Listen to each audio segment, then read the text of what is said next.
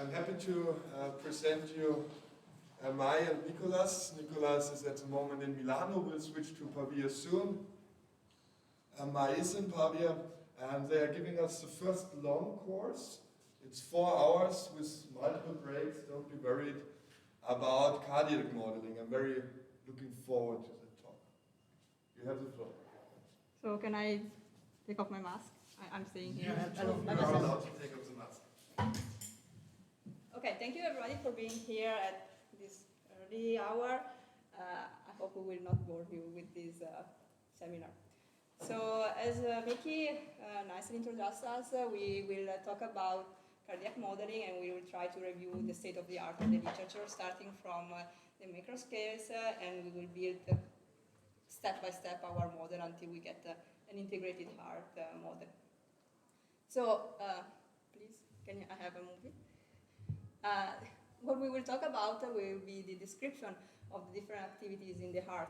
So, for example, we will consider how the electrical activity triggers the mechanical contraction in the heart, and also how the mechanical contraction then in turn influences the blood flow into the cardiovascular system.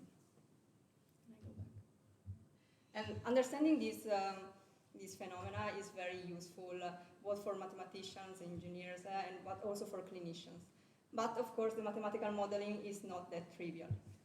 Indeed, we are talking about a very difficult problem. In particular, it's a multi-physics problem. Since if we talk about the description of the electrical propagation in the cardiac tissue, so the electrophysiology part, then we will usually describe this phenomenon through the B-domain and the monodomain equation, which are reaction diffusion PDs.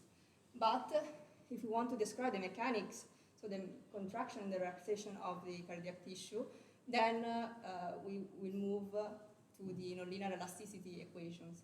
And moreover, if we want to include also the cardiac perfusion, so all the cardiovascular system, then everything gets even more complicated.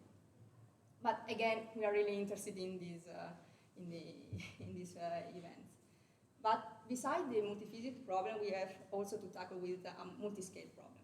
So the heart as an organ, it's something about centimeters, so nothing so difficult. But if you look just only at the valves, so how the valves opens and close in order to allow the inward flow and the outward flow of the blood, then we will move on a scale of millimeters. And this opening and closing only lasts a few microseconds. But on the other hand, the mechanical remodeling of the heart usually takes up to days or also weeks. But the mechanical contractions is a phenomenon of about only a few seconds. And in particular, the fibers remodeling, it takes only a few microseconds. But if you want to look deeper into the myofilament dynamics, then the dynamics is even faster. So we're talking about microseconds for a space scale of nanometers. And in addition to this, if you want to include a very accurate cell membrane model, then we are moving to another time and space scales. So we are moving to nanometers for micrometers for the microseconds for the time. And everything gets more faster and smaller if we want to look at what happened at the channel level. And again, if you want to include the cardiovascular system, everything gets more and more difficult. But as I already mentioned, understanding these events is really useful for clinicians as they can improve the patient's life. How? For example, we can help surgeries by predicting and simulating how, for example, an implant can interact with our bodies, and or also how the outcome of a surgery can be. Another hot topic that is really trending right now is the creation of digital twins in the healthcare.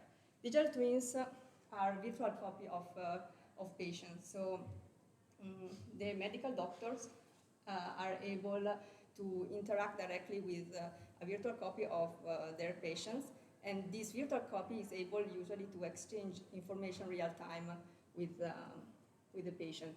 So the doctor can predict, also use this information to predict maybe how a pathology can evolve in time. And of course, other interesting motivations are, of course, the research spirit, and also we can talk about how in silico trials can avoid human or animal testings. So how can we contribute? As mathematicians, engineers, physicists, and so on, we can create meaningful and accurate models for describing these events. And of course, since these phenomena are really complex, we have to also carry out a designing of accurate and robust numerical schemes for the numerical approximation. And last but not least, it'd be very interesting also to quantify the uncertainty present in these pipelines, since we are not able to not right now to accurately represent every single microscopic step. So this is pretty the outline of this seminar. I will talk about more for the electrophysiology part, then Nicolas will focus on the mechanics and the perfusion part. And then he will give an overview on the complete electromechanical poromechanical heart models. So for what concerns my part, we will build the cardiac electrical models built bricks by bricks. So we will start from the very basic ingredient needed in this field, which are the modeling of biochemical reactions. And then we will go through the modeling of the ionic currents inside and outside the cell membrane. And then we will derive, in a very simple way, the governing equations for the cardiac activity in the heart.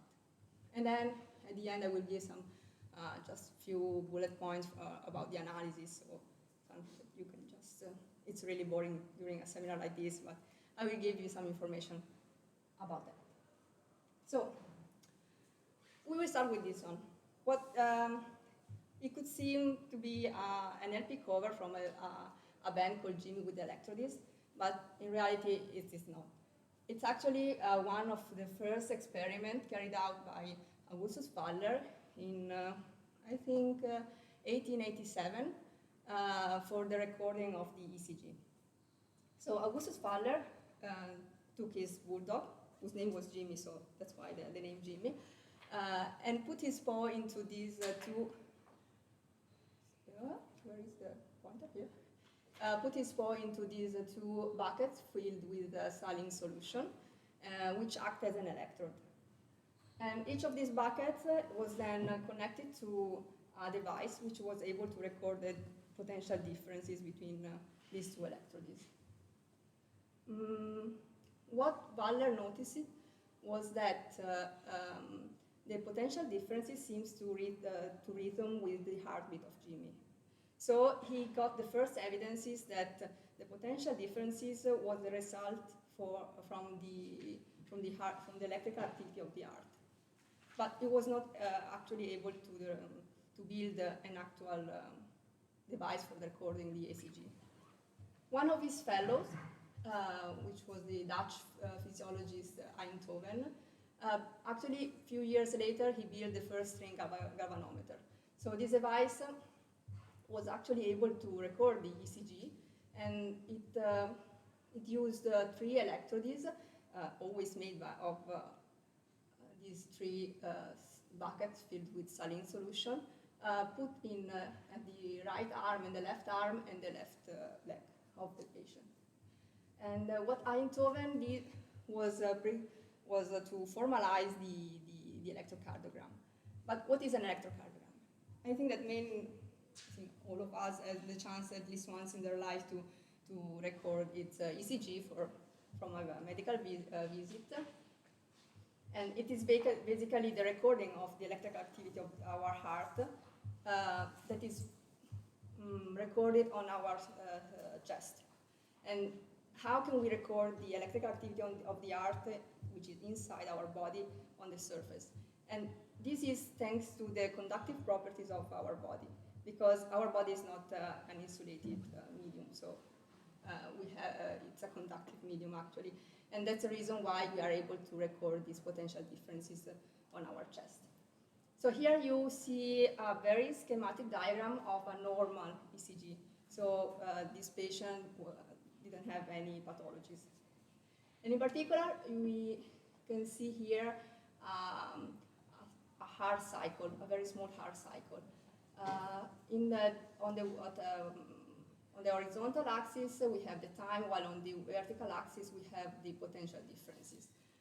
When you see a straight line, then the person is dead. Otherwise, in general here, when you see these small straight lines, it means that there weren't any sources of current recorded on the surfaces.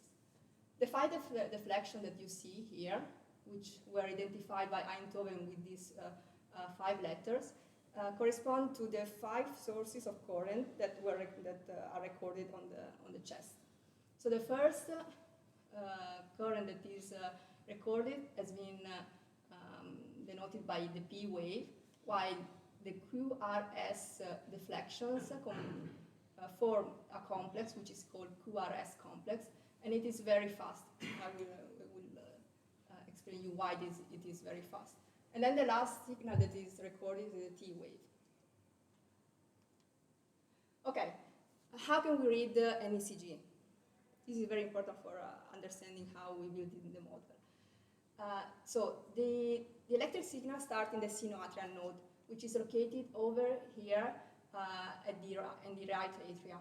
The sinoatrial node is composed by cells, which are very special, because they are able to produce, to self-trigger. So they are called also self-oscillatory cells. So the signal starts from the sinoatrial node, and it propagates through the atria muscles until the signal reaches the atrioventricular node, which is positioned somewhere here. Okay. But why the signal does not immediately start to propagate in the other part of the heart? The reason is that the atria and the ventricles are separated by a thin layer, which is an insulator. So the only way the signal can pass from the atria through the ventricles is through the atrioventricular node. So, but this causes a small delay in the propagation of the signal, and this in turn causes the fact that the atria contracts before the ventricles. But this is actually a good thing, because then we have a very good pumping function of the heart. So, coming back to our atrioventricular node. The signal arrives here, and then it starts to propagate very fast through the Purkinje fibers until it reaches all the ventricular muscles. And then the heart starts to repolarize until it goes back to its initial status. Can I see the movie?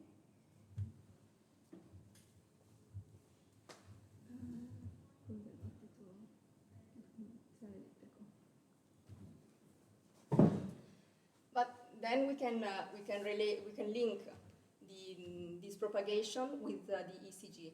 So the first wave that we encounter, which is the P wave. Nicolas. The first wave that we encounter is the P wave, which corresponds with the moment when the tissue starts to depolarize.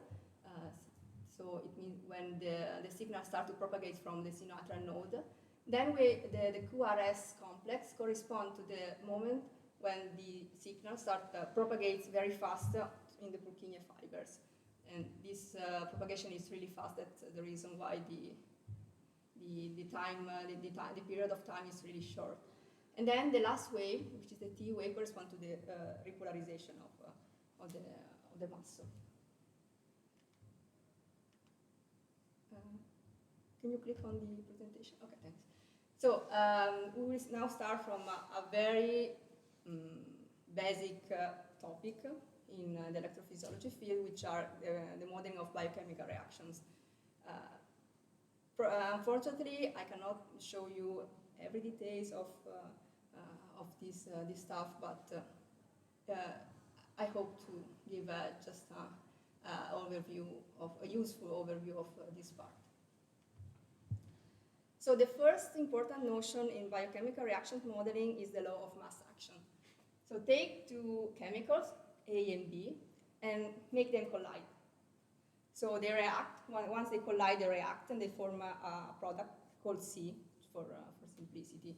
And we say that the velocity, but it's a really not appropriate term, but let me call that velocity of reaction is called K+. Then we know that we can heuristically think that the rate of accumulation of the product C is proportional to the product of the concentration of A and B. So how can we mathematically write this? Well, it's very straightforward.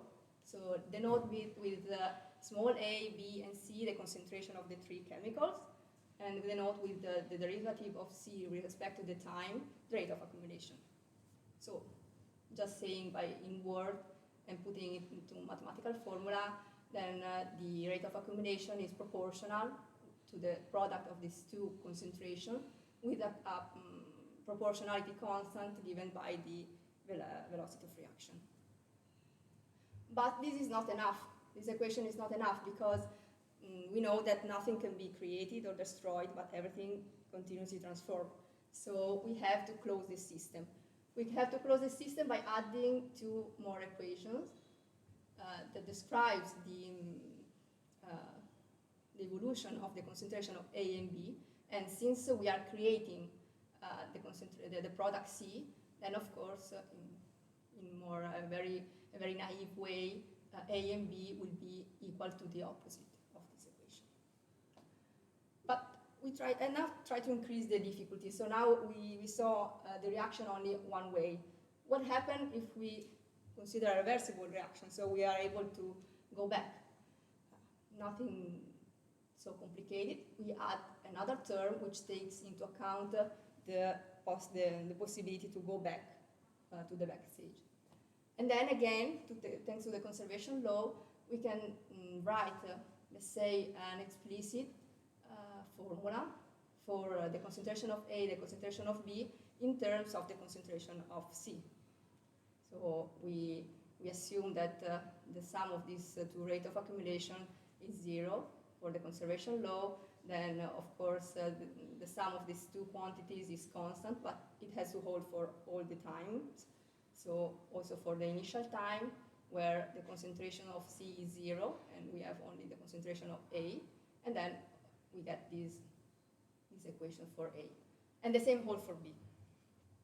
Then again, we can rewrite the system by adding these two information. So we reduce the system from 3 ODEs to only 1 ODEs with these two equations. We can further manipulate this equation in this way. There are many stuff to do, but we can just skip this part. And we recognize that this equation is a Riccati differential equation.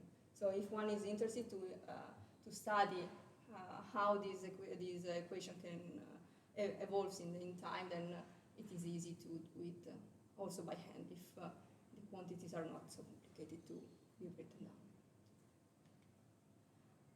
And now, of course, we cannot talk about biochemical reaction modeling without talking about the milestone in this field, which is the Michaelis and Mentel model from 1913. This model describes a two-phase enzyme reaction where a substance called substrate, which is denoted by S, transforms into a product P by binding with an enzyme E. And through this transformation, the substrate transforms itself into also an intermediate product, which is called complex C, denoted by C here. And for simplicity, this model considers that only the first part is a reversible reaction, while the second one is only one way. So in the same way that we did before, it is possible to write down the system that describes this equation. So the first equation is describe the evolution of the concentration of the substrate. So we have this term that takes into account the transformation into the intermediate complex, and this term that takes the other way around.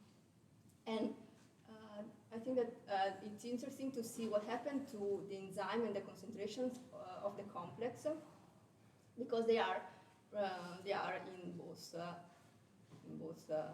stages. So, for example, the enzyme E, the first two terms takes into account the first transformation, while the third one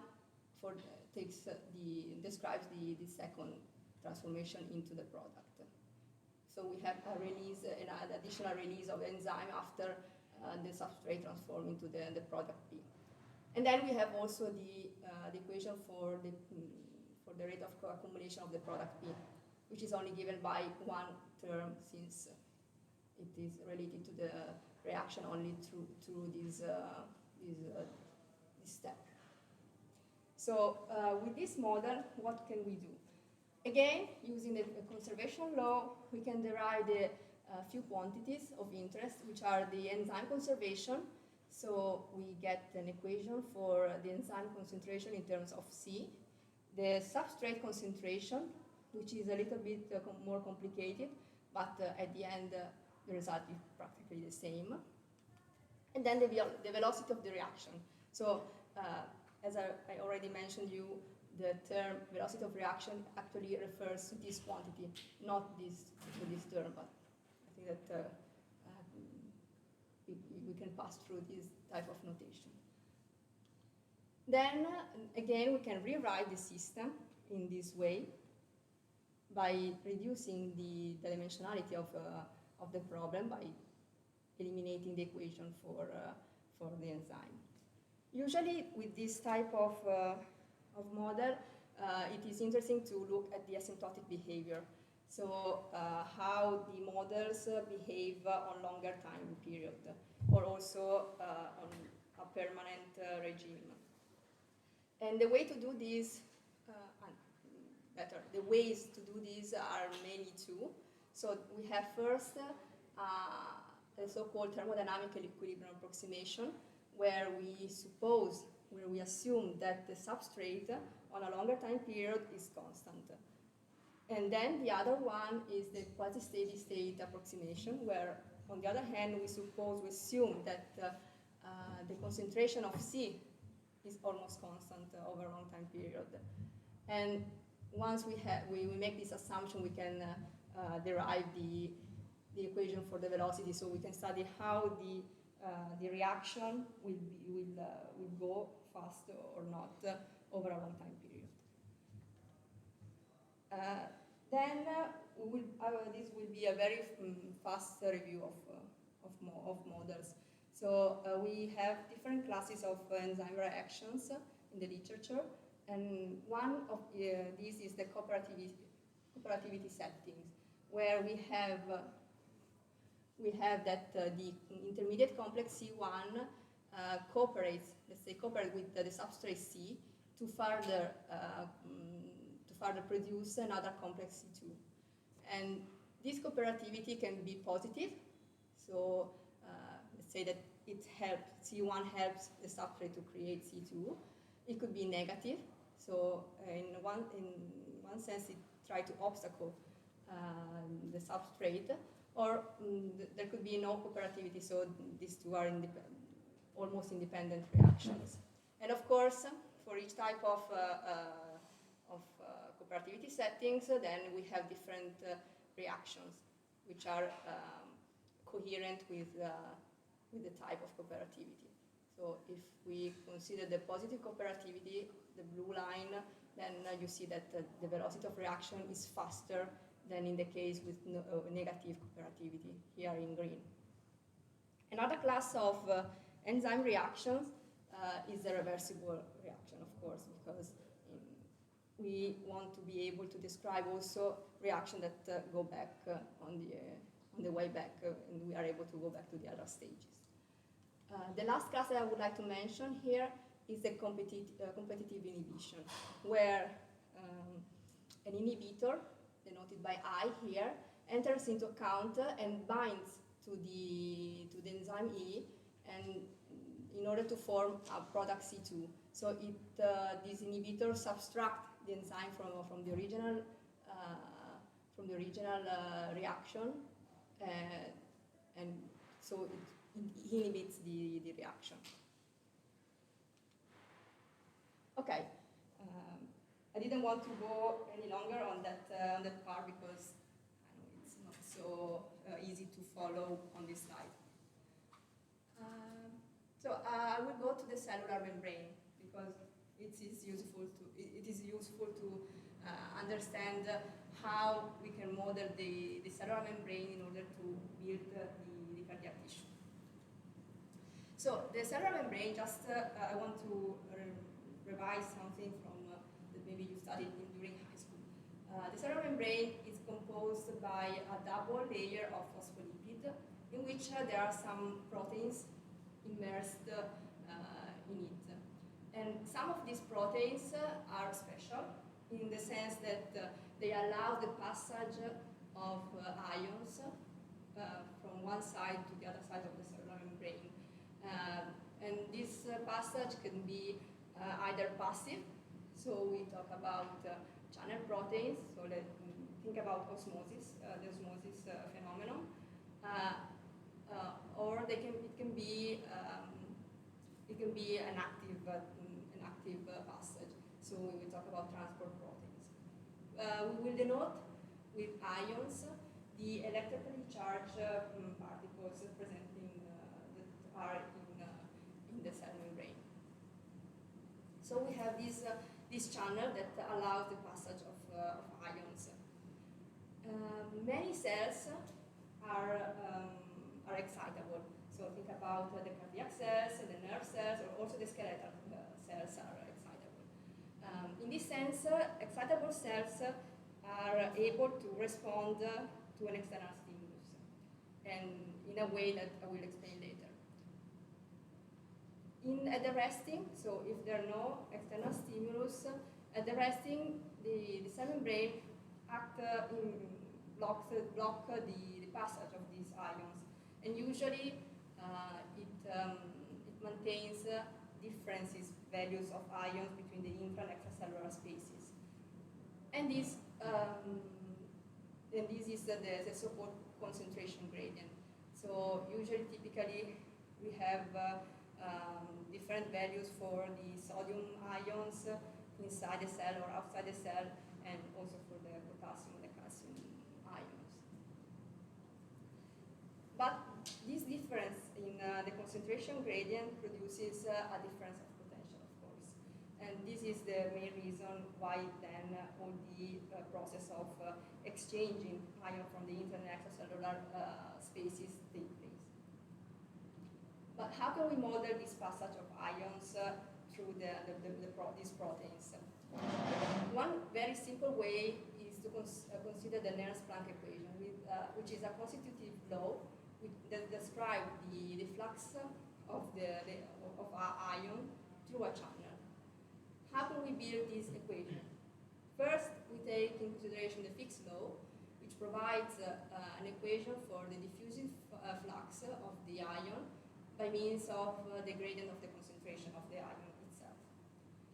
Then we take the Planck equation, which gives us an expression for the electrical flux through the channel by means of the gradient of the electrical potential. Here, μ is the mobility of the ion. Then, if we want to relate these two equations, we take into consideration the I-star relation, which provides a link between the diffusion coefficient that is here in the Fick law with the mobility of the ion. And in this relation, we will see also the gas constant R, the absolute temperature T, and the Faraday constant F.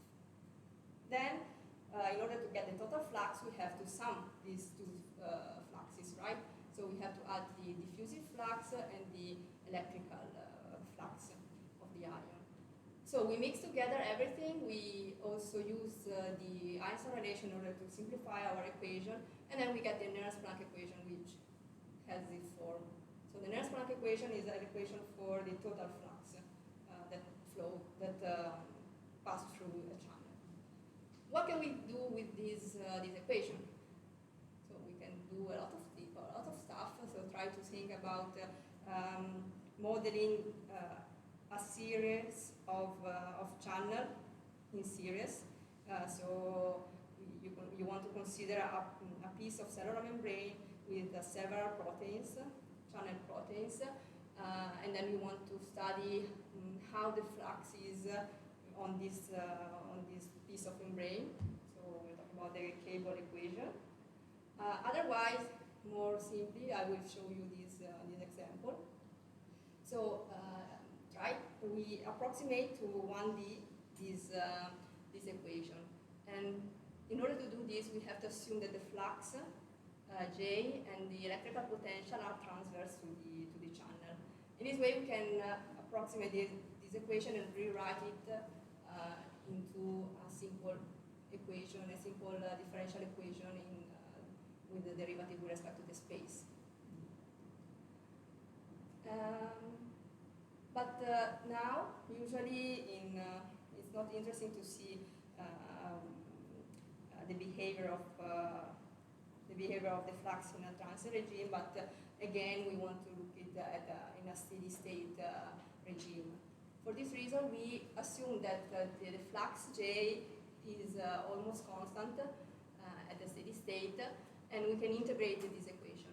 By integrating this equation, we get few quantities of interest, which are the concentration C of the ion, which is given by this integral equation. We can get also the current voltage relation, which provides an expression for the current which flows through the channel. And then we can get also the equilibrium potential. So the potential that, the value of the potential that holds when the current is zero. So you just put to zero this quantity, and then you can get this value. One of the most famous channel, which is the sodium-potassium pump, you remember something from high school. In this pump, at the equilibrium, the value of the equilibrium is usually kept at -65 millivolt. But of course, this value varies from one cell to the other one, from one channel to the other one. Sorry. So we go back here. I already mentioned that many cells are excitable, so they are able to respond to an external stimulus. And in particular, if we see this external stimulus as an applied current, as an applied source of current, when this stimulus is applied, the cell membrane changes its conductivity properties. By changing its conductivity properties, it starts to open or close many channels, and this allows or impedes the passage of the ions. So we can say that it is the reason why the current in a channel starts to propagate. And for this reason, we can model the cell membrane as an electrical circuit, where the current, the ionic current that we talked about a few seconds later before, represent the current that flows through the resistance of this circuit, and the external stimulus can be represented as an applied current to this circuit. And this is how the majority of the ionic current models are modeled. So all the ionic current models that arised in these years were built by considering the cell membrane as an electrical circuit. Of course, this is a very simplistic way to see it. but nowadays experimentalists are doing many things better to improve the accuracy of these models. So the phenomenon that describes the activation of the cell membrane after an external stimulus is applied is represented by the so-called action potential. The action potential can be sketched in this way, and we can distinguish different phases. So when the cell membrane is at rest, so there's no external stimulus, we are maybe here, okay? Then when we apply an external stimulus to the cell, if this stimulus is strong enough such that the potential cross a particular value, which is called threshold value, then the cells start to depolarize. In this moment, the potential pass from negative value to positive value in a very short period of time. Then usually the cells come to a rest by passing through the repolarization phase. And in the nerves and the skeletal cells, these two phases are quite sequential. But in the cardiac cells, we can also observe an intermediate phase, which is called plateau phase, where the potential remains almost constant. So the external stimulus is really important for the activation of the cell, but we cannot think of any type of stimulus. We have to be careful with the choice of this trigger. So, for example, here in this simulation, you see that if we apply a very small current, so only 5 or 6 milliampere, then the action potential does not propagate in time. It's not able to propagate in time. But on the other hand, if we apply a very high current, then it can happen that this action potential deteriorates in time. So we have to choose, if we want to reproduce a cyclic event, we have to choose very carefully the external stimulus that we want to apply. And again, unfortunately, this value varies from one model to the other one. So if I remember correctly, yes, this is 20 milliampere is enough for this model. Also 40 was enough, but then they started for a value higher than 40, it started to deteriorate, like in this case. So talking about the membrane models, in the literature, many equations and models has been developed in the last century. Yes, more or less in the last century, and they are divided into three main categories mainly. So we have the phenomenological models, which only reproduces the macro behavior of the action potential. So they don't take into account the single ionic currents that concur in the formation of the action potential. And I mentioned the model for the Purkinje fibers designed by Nobel in 1962. Then we have the first generation model, which are an improvement of the phenomenological model by including few ionic currents inside the models. So we can find the Miller-Reuter model for the ventricular muscle cells, or also the model from Luo-Rudi in 1991 for the mammalian cells. Then we have the second generation model, which are more detailed model and more also complicated model, let's say. For example, the Luo-Rudi from 1994, it included 12 ionic currents equations and also an equation for the calcium in the sarcoplasmatic reticulum. So it's a very heavy and complex model. But despite the fact that the phenomenological models are really, really simple, they're really useful to study the main features of this phenomena. So, for example, consider the Fitzhugh-Nagumo model, which is a phenomenological model indeed, which takes in consideration only two unknowns, the transmembrane potential U and the recovery or gating variable W.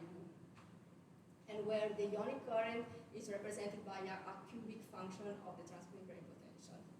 Despite this model is really simple, we can see that it is able to reproduce the main feature, the main phases of the action potential.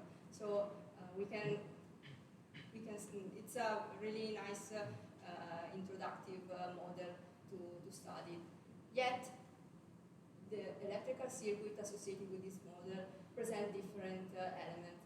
So try to think about more complex models, how this circuit really become more complex. What can we do with this model? We can study, for example, how we can trigger the cell in order to get a periodic orbit, periodic spikes. So look at the phase plane here on the right. So on the x-axis we have the transmembrane potential, and here on the vertical axis we have the recovery variable. The cubic null line is given by the equation for the transmembrane potential, while the straight line is the null line for the second equation. The equilibrium, which is the intersection between these two null lines, can be unstable if it lies on the middle branch of the cubic line. So what happens? The plot is made for increasing values of the applied current here. So if the stimulus is strong enough, then the equilibrium stays in the middle branch of the cubic line, and then we can observe a cyclic event or a propagation of spikes. But if the applied current it is too much strong, such that the equilibrium moves to the right branch of the null line, the cubic null line here, the spike stops. And that's this explains the plot that I showed you before with the different values of the applied current. So this model is really simple, but it can give us a very nice insight into the mathematical features of the phenomenon. And in particular, if we add to these equations a diffusive term, then we can approximate a wave propagation model on a tissue. So it is really nice in this way.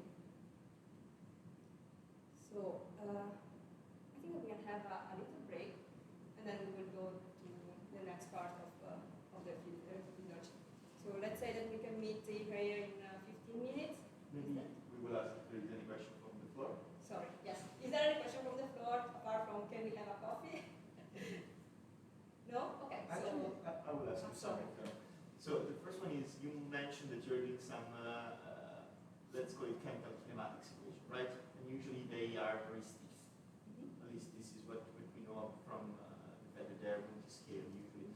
The question becomes, the fact that you reduce them in the recaptive form, does this help you? And then in order form, does this help you when you have to solve them numerically to reduce their stiffness, or you never solve them numerically? Which equation, sorry? The first kinematic, the first type of kinematic equation that you showed us. Yeah. Previously, this kind of system, for example. Those Okay. usually tend to be very stiff, right? Yes. Yes, it is. The question is, before you reduce them in a recaptive, actually was another set of equations, and you reduce them in a recaptive form. Ah, okay. That's- I got it. This one. Exactly. Okay. Reducing them in that form, does it help you with the stiffness of the equation, or the underlying stiffness doesn't change? Well, it depends a lot on the type of reaction that you are modeling. So in this particular case, it is really trivial to solve all the three of these once with all at once. With more complex chemical reactions, so with many stages and reversible steps, then it could be the OD could be very stiff, as you mentioned.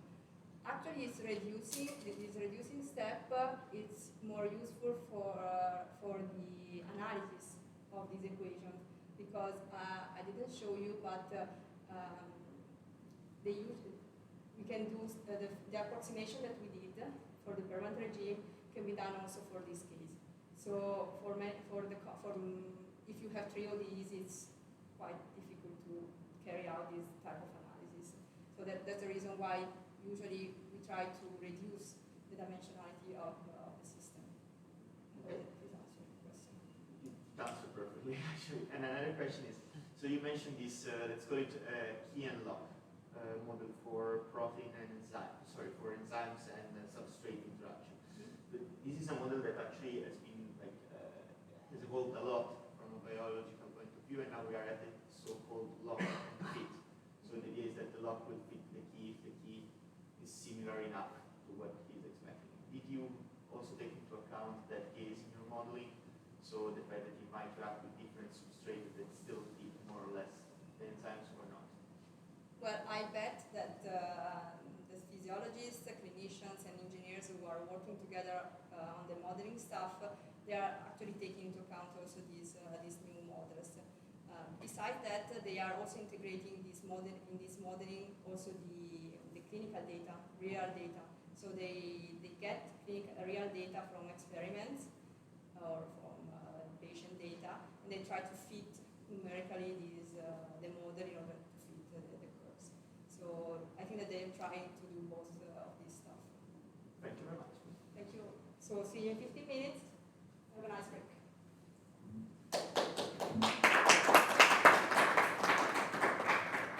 Okay, so welcome back here, and now we will go to the second part of the electrophysiology stuff.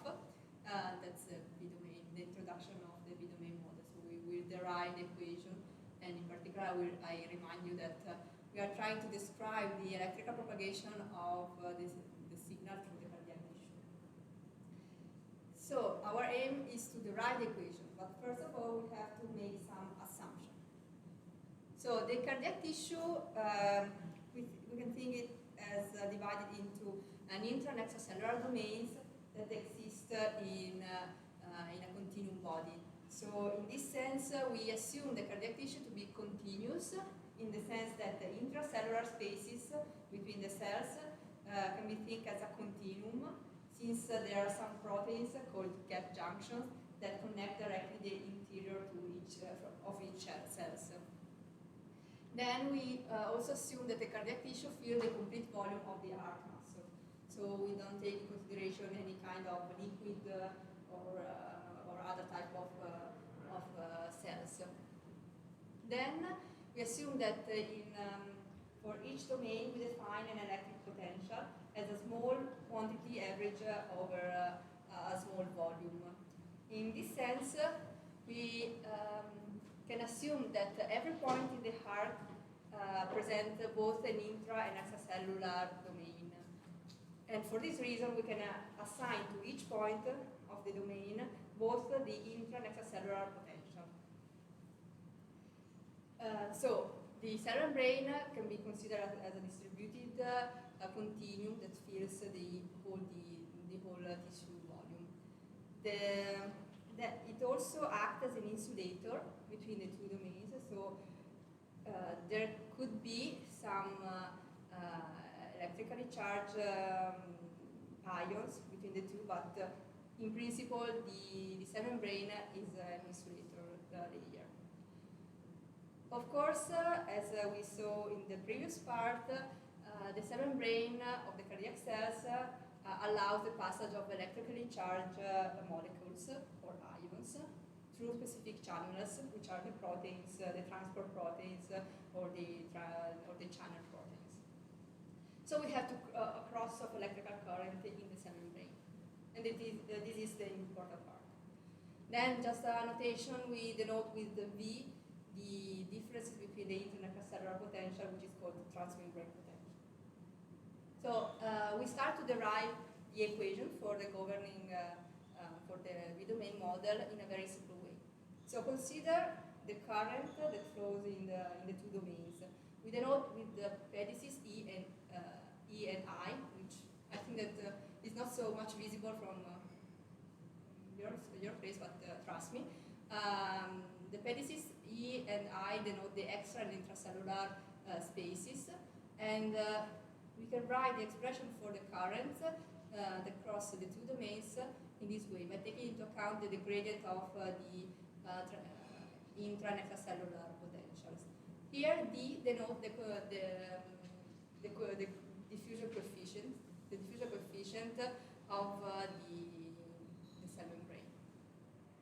But we assume that the cell is an insulator, so it has the ability to separate the charges. So there may be some accumulation of charges on each side of the membrane. But because of the small thick of the membrane, we can assume that one charge on one side immediately attracts another opposite charge on the other side. So think about the two magnets separated by a paper. And if you put these two magnets very close to the paper, even if this paper acts as an insulator, then the two magnets just attract one to each other, right? So the same happens to charges separated by the cell membrane. For this reason, we can say that the total charge given by the sum of the intracellular and extracellular charges is the total charge accumulation is 0. Well, the rate of accumulation is 0. So we can write this conservation of charges. Keeping this in mind, we can further write that the net current into a point must be equal to the sum of the rate of accumulation of the charge plus the ionic current that flows in that point. We can write this for each point because I remind you that we assume that in each point of the domain, both the intra and extracellular spaces coexist. By writing this and by using the conservation of charges that we just talked about, we can we can combine these two expressions and get the conservation of total currents, which can be further rewritten here as follows by inserting these two expressions of the current. So this is the equation that expresses the conservation of the total current in the cell membrane. Now we need another formula in order to close the system. So we can state a relation between the transmembrane potential V and the amount of charge Q, thanks to the capacitance of the membrane. And in particular, the relation can be stated as this one. So without going any further into the details of the counts, we can mix everything together. So we can use the conservation of charges here for the total charge Q, and derive this relation and get this differential equation with these two differential parts. By inserting the equation for the net currents here, we can derive a parabolic equation for the transmembrane potential, where the diffusive term takes into account the intracellular potential. So let's now focus on these two equations, which for simplicity I will rewrite in this system. We can rearrange this system by using the definition of the transmembrane potential V in this way. So we just put the explicit expression for V, and we get from this part here. Well, yeah, we eliminate the dependence from the intracellular potential from this system. So here you see only the dependence from the transmembrane and the extracellular potential.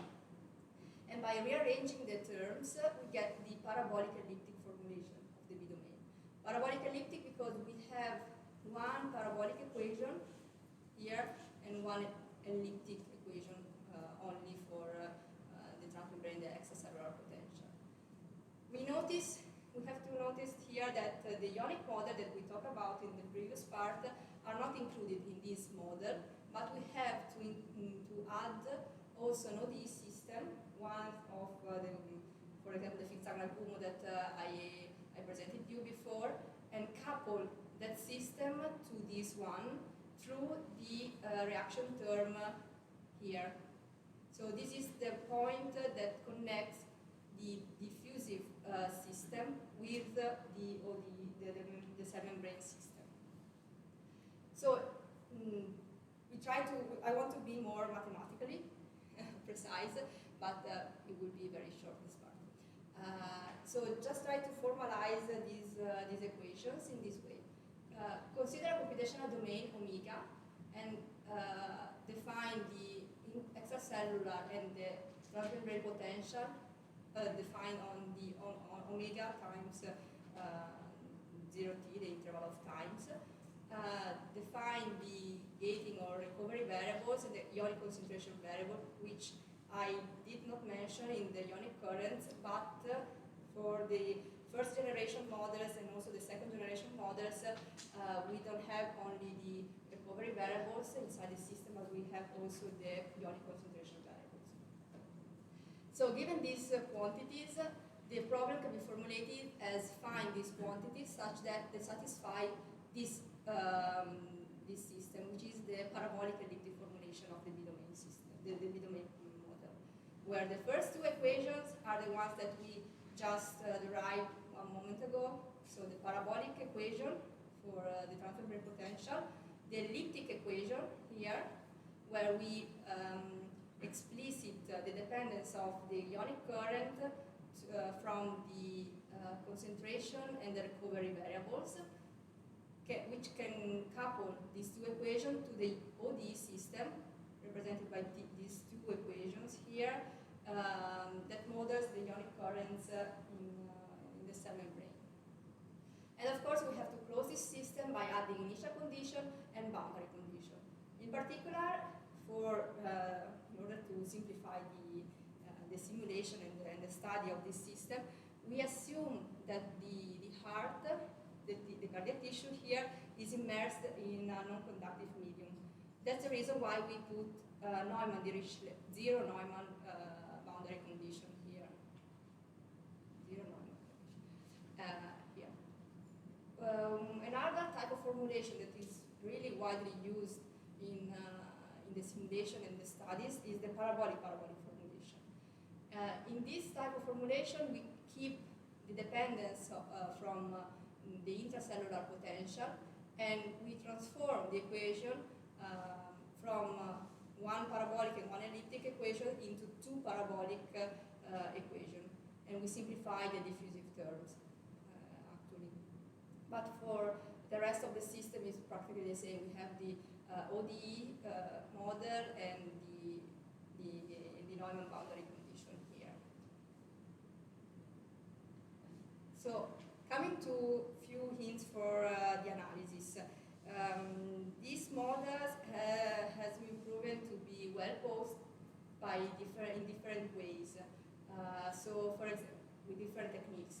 So for example, Colifranzone and Savary proved this well-posedness through semi-discretization in time, while for example the French group by Bourgault and Coudier proved it through Alfredo-Galerkin techniques. I really don't know anything in detail of this stuff, but we know that in the literature there are these techniques. Or more recently, 10 years ago, more or less, Marco Veneroni proved the well-posedness of the variational formulation through a fixed point argument. For all these techniques, one key point is to prove the uniform ellipticity of the bilinear form associated with the system. And another common point is that we have to ask for a compatibility condition in order to ensure the solvability. And this compatibility condition can be translated into asking that the applied stimulus from the intra or extracellular domain have the same values, or we have to put at zero the internal stimulus and ask that the external stimulus stimulus from the extracellular domain as mean value, at zero mean value. Then other analysis stuff, Sanfelici proved that convergence analysis for finite element approximation, but there are several studies regarding finite volume methods or discontinuous scalarity, or also IGA applied to the solution of these systems. From the time discretization point of view, instead, so many schemes has been proposed. For example, a very common scheme is an implicit-explicit scheme, and I refer to the work of Werner, for example, where the diffusion term is treated implicitly, while the reaction term is treated explicitly. And in this way, you get usually a linear system, not a nonlinear system in time, and this simplifies a lot the computational workload of the numerical scheme. Or also, there are many works for a full implicit time discretizations. So both the diffusion and the reaction terms are treated implicitly, but of course at the end you get a nonlinear system. But regarding the solution strategies, because of course you saw that we have a PDE system for the diffusion and coupled to an ODE system for the ionic currents. One can think about solving all this system all at once, so in a coupled or monolithic way, but of course this can be very expensive from a computational point of view.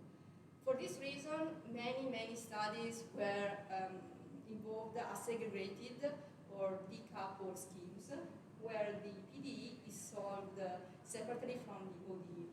So usually for each time step, they solve first the ODE system, then they get the solution, and they put it into the PDE system.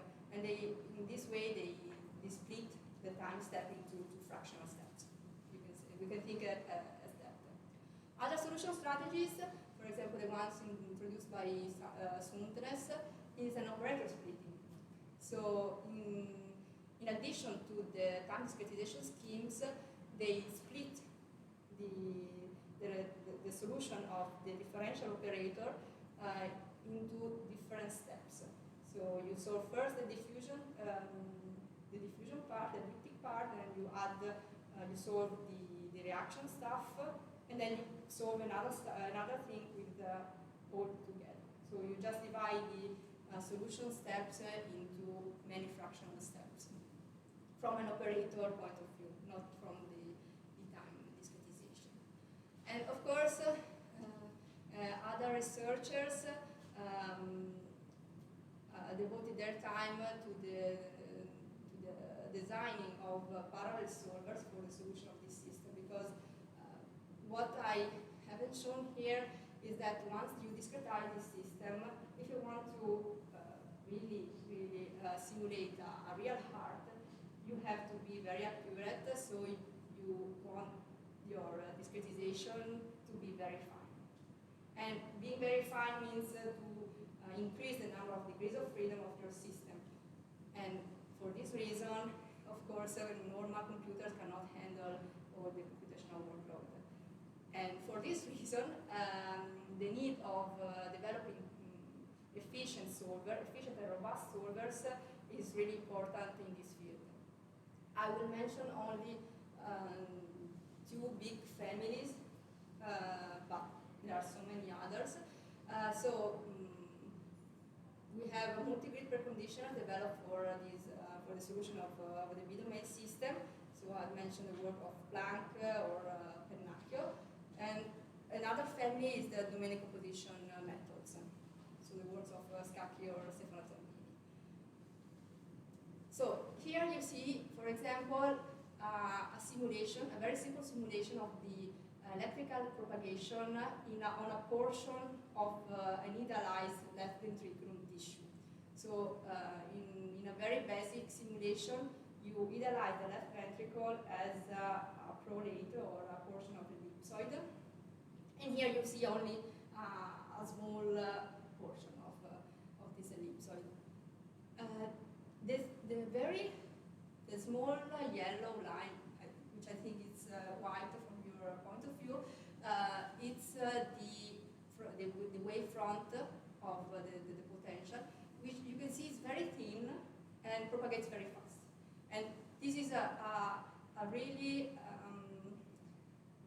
really challenge from the computational point of view, because you want to discretize and you want to accurately represent numerically this wavefront.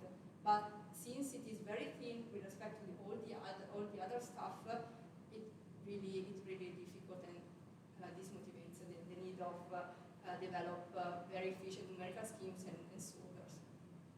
But what can we do with once we have this model? Of course, as I mentioned, we can work together with clinicians in order to simulate and predict what happens in many cases, in many pathologies. One very simplistic example is the simulation of arrhythmias or ischemic events. So here, for example, I show you the ischemic event where we put an ischemic region here inside our domain. An ischemic region mathematically means to modify the fiber properties of the model, which I didn't mention anything, but Nicolas will explain you more in detail about the fibers. And then, of course, ischemic regions means also jumps in the diffusion coefficient. So also the solver that you have to develop must be robust with respect to jumps in the diffusion coefficient. And more technically, how we can achieve these modifications. So first of all, we reduce the diffusion coefficient along and across the fibers, but more details will be given by Nicolas later. And then, for those of you who are a little bit familiar with the ionic models, we reduce the sodium conductance coefficient and we increase the extracellular concentration of the potassium. So these two points come from real measurement coming from clinic studies. And so we can also simulate with starting from the equation that I show you. By adding these few modifications, we can simulate this event, ischemic region. So just a recap, and I will finish this part. We saw that modeling the cardiac function is a challenging problem due to its multiphysics and multiscale nature. So as you saw, we have the electrophysiology part, the mechanical part, and the cardiovascular part that interact and influences one the other. And I think that it's evident that interdisciplinary research can really help to improve patient lives, for example, through predicting the outcomes of surgeries of therapies, or also by creating digital twins so we can interact real time with our digital copies and so on. Coming to the more technical stuff, we model biochemical reactions. So we started from the basic ingredient of the electrophysiology part, and we also understood how the cellular dynamics is fundamental for the ionic current modeling.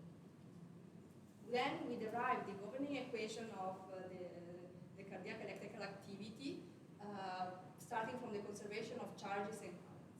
I think that there are other ways to get the equation, but the simplest one to present it here was the one that I showed you before. Many research topics still open, so one can still study the well-posedness, or other numerical schemes can be designed, parallel solvers, and many others. And of course, these models can be used for simulating ischemic events, arrhythmias, re-entry phenomena, or many pathologies that we want to study, or also to study, for example, pacing protocols when ones want to study the scars present on the cardiac tissue. And that's all for me. I leave you here a few references, just very basic references.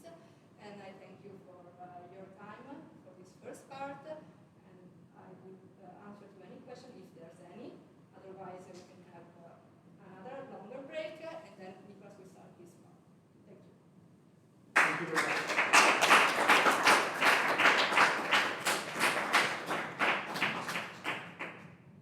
So is there any question? Otherwise, we can have another pasta chop. Okay, just a quick question. Your experiments are made from continuous simulation. Finite elements or? Okay. Yes, my experiments consider a finite element method for the space discretization. Okay. Then how do you evolve in time? You're using a step time method like Can you repeat out? how do you evolve the equation in time? Your step time method or Okay.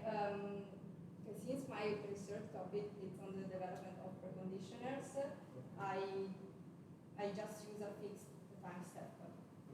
Okay. But there are recent work from Monteano who consider an adaptive time step, for example. But also usually yes, for the wavefront, they usually use an adaptive time step only for the piece of mesh. So they don't refine the time step for the whole simulation, but only for the wavefront. Actually, I do have a question. And can you go back on the slide where you showed the simulation that you achieved?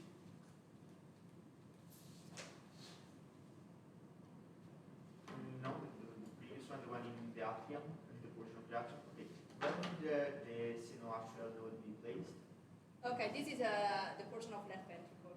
Okay. So in the left ventricle, you cannot see the sinoatrial node. But for our simulation, we usually assume that we put the simulation in one point, usually on the endocardial on the endocardial side, so the internal side of the. And there is no sort of symmetry in the propagation of the wavefront. I mean, I think that here you cannot say really anything about the symmetry or other stuff because it's a really small portion. You should see it on a bigger mesh. I think that Nicolas has a simulation data that combines everything. That combines it, no? Okay. I don't show the propagation of the potential. Okay. But if you see the simulation on even if on an idealized left ventricle, you can see how it propagates on the upper part. Go back to the PD. There should be some symmetry, right? Radial symmetry.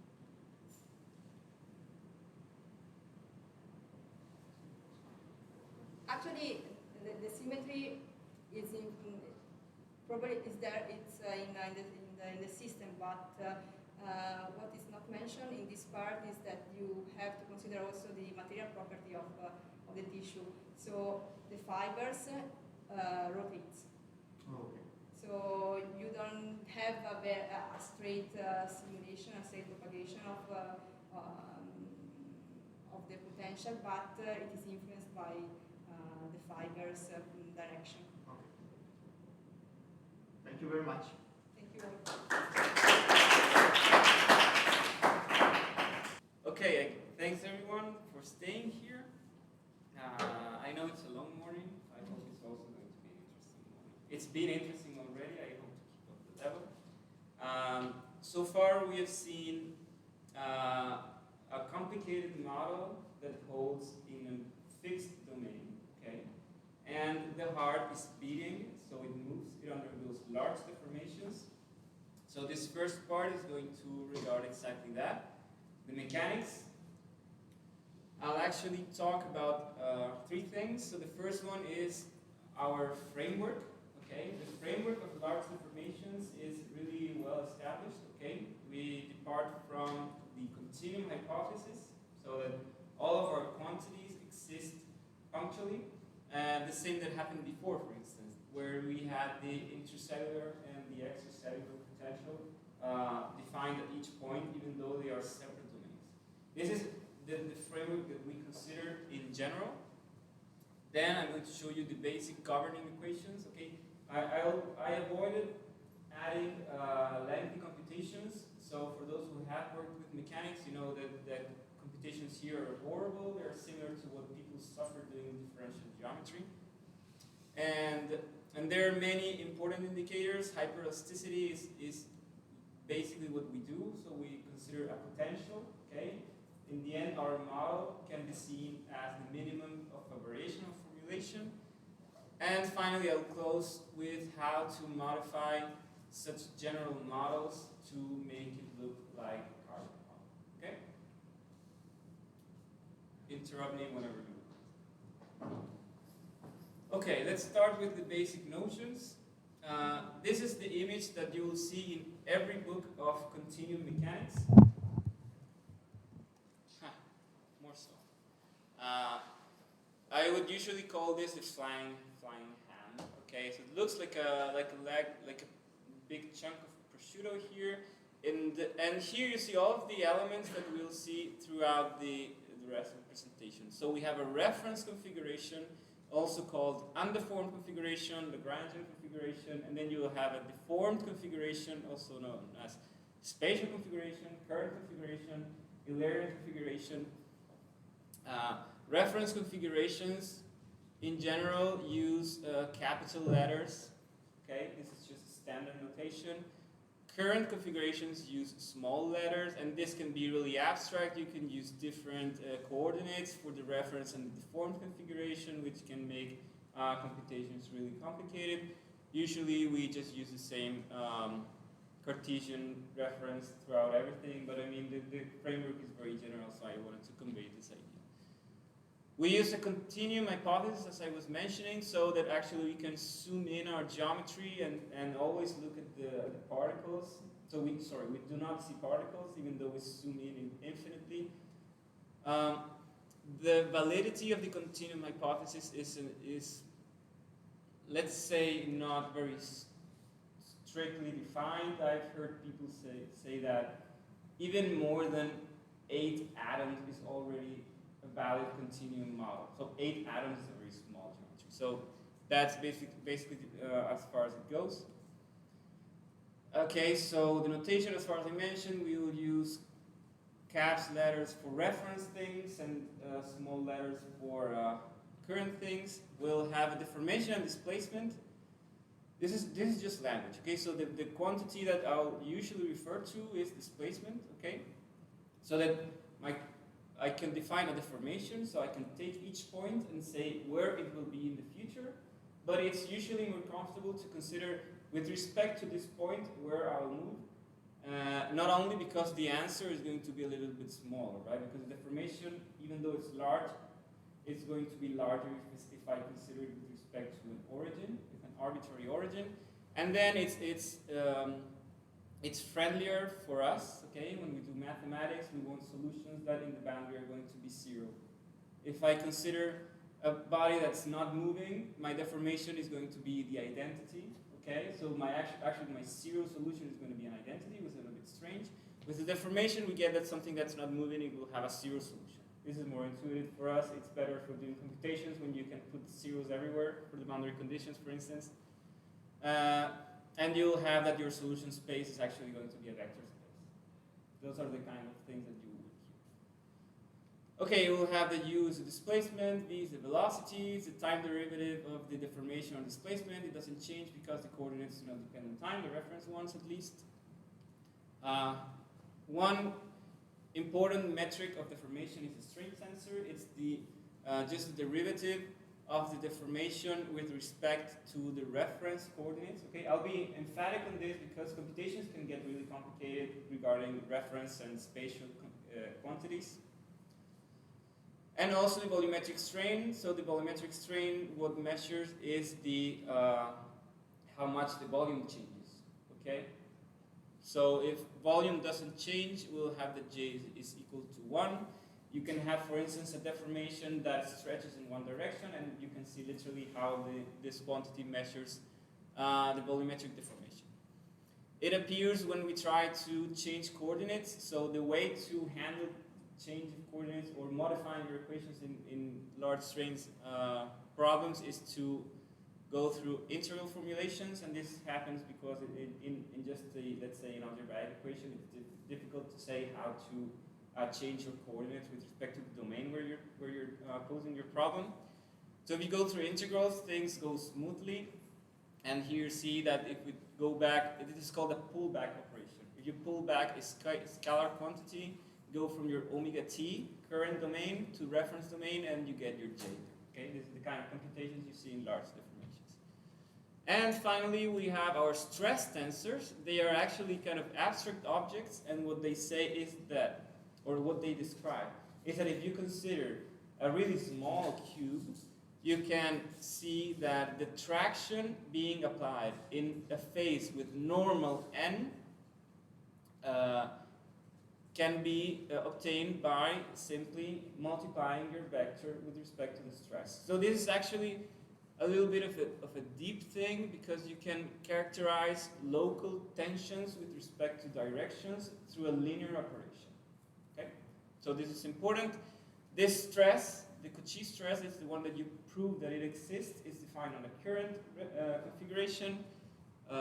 The counterpart in reference configuration is known as the Piola stress tensor, and there's a relationship between them, but it's not fundamental right now. So this is all the notation. I hope it's clear. Who are the equations that govern our problem? They are basically Newton's laws. Okay? So we start with the conservation of linear momentum, and this should be really familiar to everyone, even though it's kind of an integral form. But here we have that the external force, okay, so the integral of, we consider an arbitrary domain, arbitrarily small domain, small omega. This is going to be an external force applied in the entire geometry. You'll have a force applied in the boundary, and then you will have your linear momentum. So the difference of momentum is equal to the applied force, okay? F equals m times a. If you use your divergence theorem with respect to this traction, you use the existence of your Cauchy stress tensor, and then you pull back everything to reference configuration, you get this really nice equation that holds in reference domain. Okay. Here you have the relationship between the Piola and the Cauchy stresses. So there's a way to go back and forward with how you measure your stress. I guess that for people who like geometry, you would see this as a pull back and a push forward of tensor quantity. Even though I'm not very good friends with geometry, but whoever likes it, it's the formal way to do those things.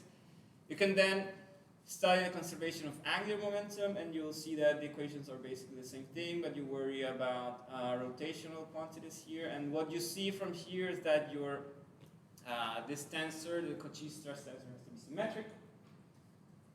You can write such a condition in current or in reference configuration, depending on what you like. And finally, you will have mass conservation. So this is an equation that can be posed in right away here. It's not really used when you do only mechanics. This is going to be more dominant for power mechanics, but you can still pose it. You can have a density. The variation of your density is going to be 0 because the mass is conserved, and you get this kind of conservation law. This equation holds, of course, in the formed configuration. This is where it looks nicer. If you pull it back, you have to add j's everywhere, so I think it looks uglier, and we're not going to use it for now. So this is how it looks.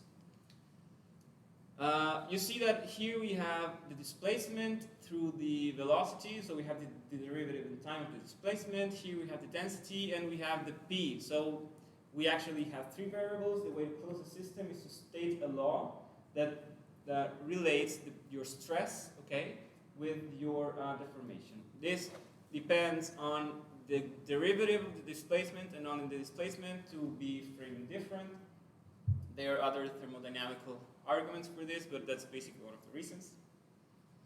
And this is what says if our material is a heart, if it's rubber, or if it's metal. Okay, it's actually the response of your material with respect to strain that characterizes your material. Hyperelasticity basically means that we can pose our stress tensor as the derivative of a potential, Okay, this is what helps us really obtain a minimization problem. Such laws are referred to as constitutive models, and once we have it, we can write our problem, as I mentioned during the introduction, as a variational principle for the problem that, of course, if you try to minimize it using our best friends, the Gatow derivatives, you get your first order conditions so that these two things are compatible. Let me say just two things. Having minimization principles is really good for the analysis. In this case, not so much for the computations. And no, that's it. Didn't want to say anything else. So that our resulting model has all of these conditions. Okay, we have the linear momentum, we have the angular momentum, conservation. We have the mass conservation, and we have our model. This way, we have that actually the laws that we impose have to come from a potential. Whatever we put here has to have a symmetric stress sensor. Okay, so this actually restricts the choice of our energies. And then we'll have two equations, one for the momentum and one for the mass. We can assume that mass is conserved and just use a constant density, and that's going to make everything easier. So that we only have one equation, but I mean, we can also not do that. So the model, you see, is very general. It pertains to the deformation of whatever. Things that I haven't mentioned are boundary conditions, initial conditions, and who actually is going to be our potential. Okay, but these are just the choices that you can have. This is the kind of model that we are dealing with here. Just to give you an example, I'm considering one exponential potential with what's called the quasi-incompressibility. That's a term that penalizes the fact that our J, our determinant, is far from 1. So the further you are from 1, the higher the potential. So actually your solution will want to be as close to 1 as possible. If this term is not too dominant, you'll see that while I'm stretching my domain, the volume changes, of course. This is not incompressible. Compressible means that the volume doesn't change. If I actually make this term dominant, you can see that when I stretch it, the sides tend to contract so that the resulting volume is roughly constant. Okay, so I'm not imposing a strict constraint on my J. I'm not saying that the volume is exactly conserved. I'm just letting my energy guide my problem so that the volume is roughly conserved. And this is very much used in mechanics in general. So using incompressible formulations are very challenging. You obtain a saddle point problem, and that's very difficult to solve. This is easier, faster, and it works okay in most cases. But it's just a practical comment.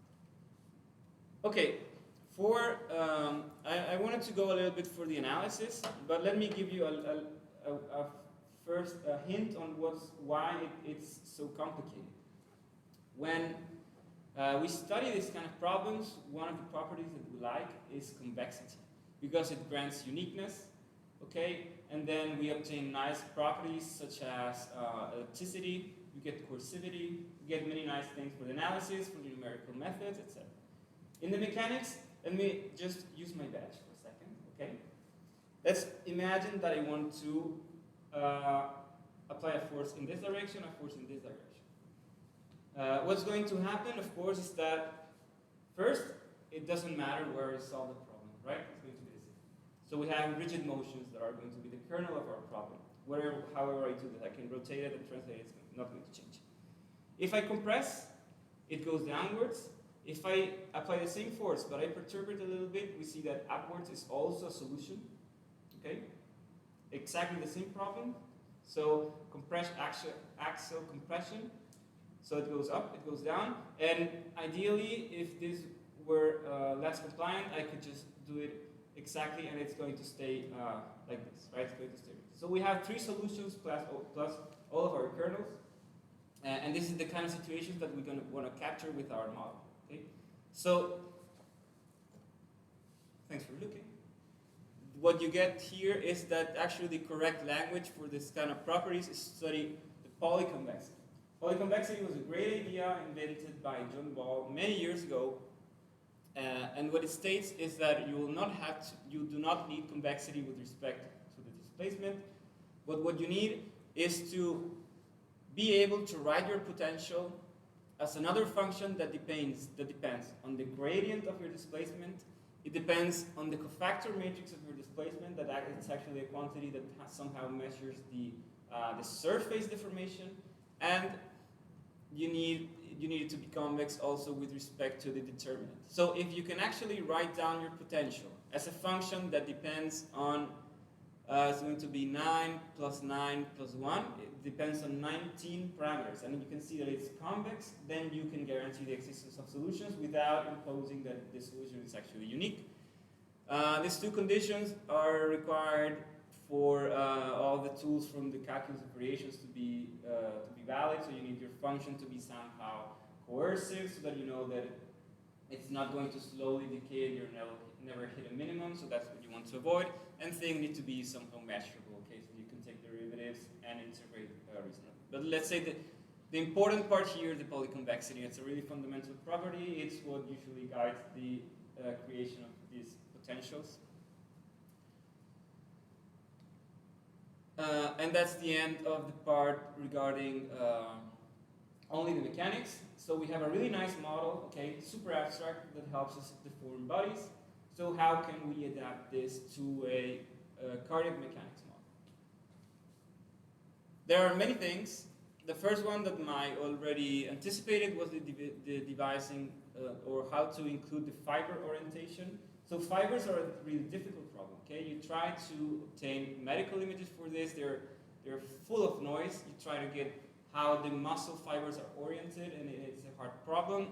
The way to do this in let's say in practice, so that it can be simpler and we can just get fibers to get our models working, is through what's known as rule-based models. So you consider a geometry. So I got this from an article by Bayer, and their colleagues. And you solve basically Laplace problems, where you define that it's going to be 1 above and it's going to be 0 below. You set different boundary conditions. You get your Laplace solutions, and you take gradients of everything, and you get these kind of fields that represent how the fibers go from the walls of the heart, from the epicardium, towards the endocardium. And there's a small, well, it's not small, there's a change in the angle of the fibers that is what leads the deformation of the heart. It's what makes the walls change their volume during deformation, and it contributes for the conductivities of the electrophysiology quantities, and they're useful in many things. So fibers are, let's say, one of the main starting points for having actually accurate, from a modeling point of view, models for your mechanics. So what you obtain is you obtain locally an orthonormal basis, let's say. This is the ending result. It's not perfect, so if you see here, you'll have a spiral that ends at the bottom, and then you'll have a singularity. This doesn't really give much trouble when you solve the equations, but this orientable basis isn't really perfect, but I think I guess that's okay for us. It doesn't really give much trouble. It can get more difficult if you're considering the two ventricula, because then sometimes you get that your fibers have a singularity here in the wall in the middle, so they're kind of harder to obtain, but I mean, it's ongoing research, actually. Okay, your models will then consider the fibers, so that you'll get more, some directions that are heavier with respect to the energy than others. Your muscles will tend to stretch with respect to the fibers, and then you'll have to see how this affects the energy. This is one particular model. It's called the Guccione model. It has an exponential term that depends on some quadratic components that depend on the strain, and then you project them with respect to the fibers here. It's a really complicated model anyway. It's hard, of course, to implement. Usually the mechanics is a difficult problem to obtain convergence, and there are many difficult things here, but this is the kind of models that we're dealing with. So fiber-oriented, or let's say fiber-wise projections of our strain measures, plus quasi-compressibility as before, okay? Another thing that's important is that the heart is actually not floating, it's inside your thorax. It is surrounded by what's known as the pericardium. It's a really small layer of tissue somehow, and it helps us keep it separated from the lungs.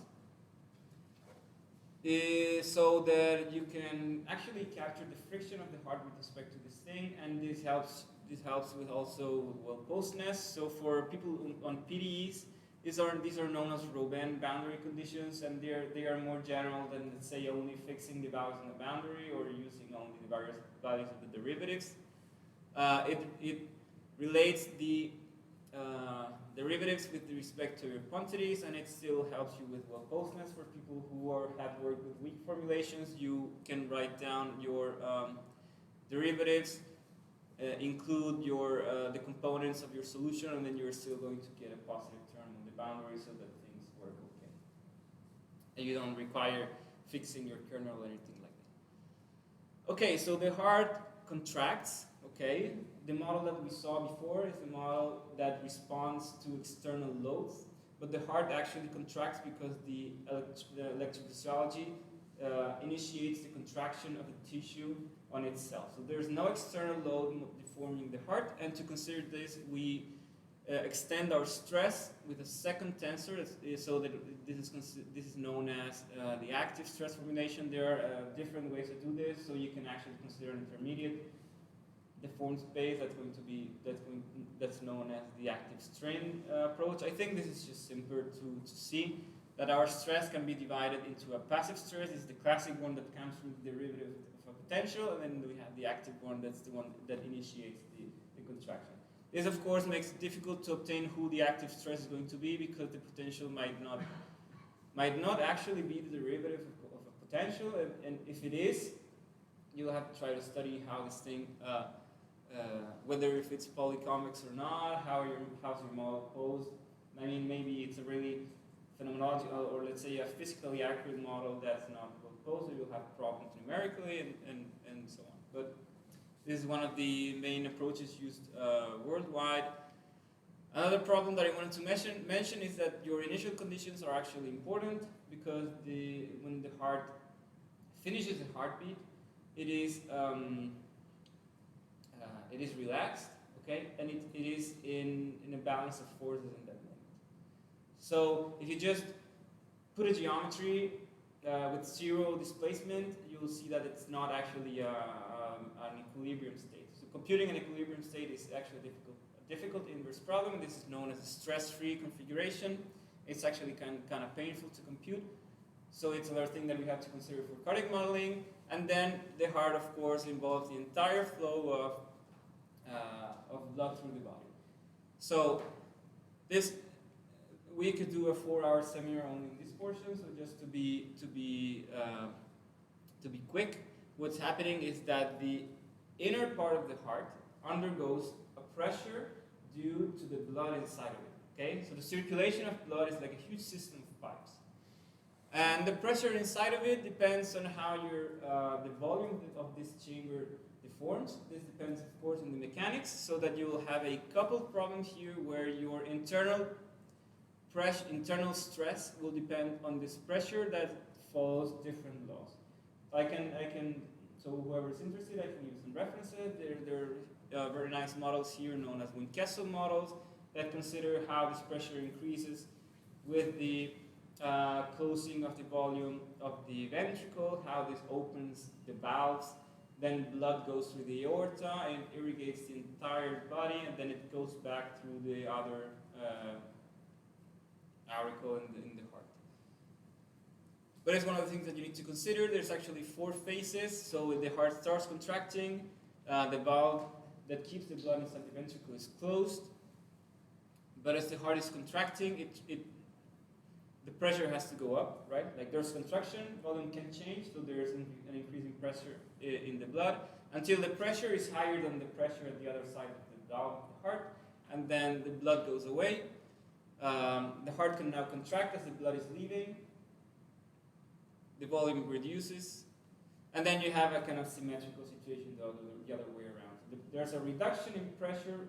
You increase the pressure until the volume is small. Then the pressure goes down because of the blood left, and then it starts relaxing, the valve closes, and then you have another phase in which the volume is constant until you get a reduction in pressure. And that's how the heart operates and there's an interplay between the blood circulation and the blood modeling. that's the last portion that you have to consider for, let's say, a really detailed cardiac model. So, okay, we have our really sophisticated mechanics model that can include the fibers, it includes the constitutive model that tells us that our geometry is actually a heart, okay? How to put together the pieces with the previous model. Our previous model, okay, is posed in a reference, not in a current or spatial or Eulerian configuration, so we have to pull back everything to our reference configuration so that it's going to be easier to do our computations. For this, when we consider a reference configuration, our physical quantities are going to be deformed. And the way, when you do this pullback operation, you will see that you have to replace your conductivity tensors with this kind of transformation. So both change, and all of the other scalar quantities will have a friendly J next to them when they go back. Okay? This happens, this is the parabolic formulation. You can do it with the parabolic elliptic, it's going to be similar. And what you get is this kind of model. So you have your mechanics with your passive stress, active stress. The active stress is going to depend on the, let's call them state variables. Okay? So your mechanics is coupled with electrophysiology through the active stress, that's the one that initiates contraction.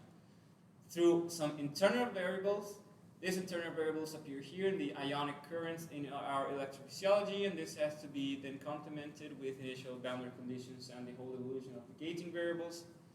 There's a constitutive model that tells us who the P is, and this is a really simple active stress term that is actually used in practice. Okay, so you will see that your internal variables modulate the stress. This is through the concentration of the calcium, and you'll have stress going in the direction of your fibers.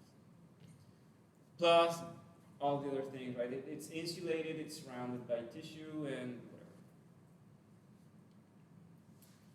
A small recap of the whole mechanics problem. So, large deformations, finite elasticity, continuum mechanics, all of those names that you can give to this area, or how people refer to them, even if they are not exactly the same thing. But it's a really abstract framework to describe large deformations. The governing equations come from well-known principles. Okay, so that part is not too strange. We just use Newton's laws and mass conservation.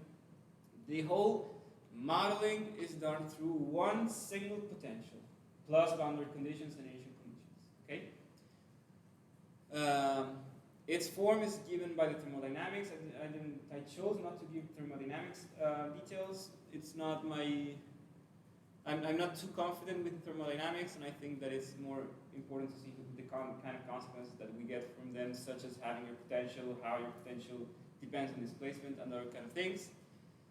The existence of solutions depends on this thing called polyconvexity. Okay, that's fundamental from the point of view of the analysis, and it was really a revolution in this field. You saw that we could just pick this model and do some small, let's say, modifications so that it actually looks like a heart. Okay, so it was a good framework to start with, and then we can pull back our electrophysiology to have a huge electromechanics model that's going to use a heart that has an initial stimulus. Electricity propagates to the heart, we get our action potential that makes the calcium go from one way to the other of the cardiomyocytes, and it starts contraction and it moves. So that you get something like this, okay, which is a simulation of a beating left ventricle. This is coupled with the circulation of blood. It considers electrophysiology, it considers everything, it gives reasonable PV loops, and it's implemented in a library that's going to be released towards the end of this year, for whoever is interested. So this is the kind of response that we are looking for after suffering all of this. After studying mechanics, after coupling everything, you get this kind of nice simulation where there's a beating heart, and it gives a good solution. Some references for the interested. Whoever wants to take pictures at this moment, if not, you can ask for me afterwards, and let's go for the third and last pause. Thanks.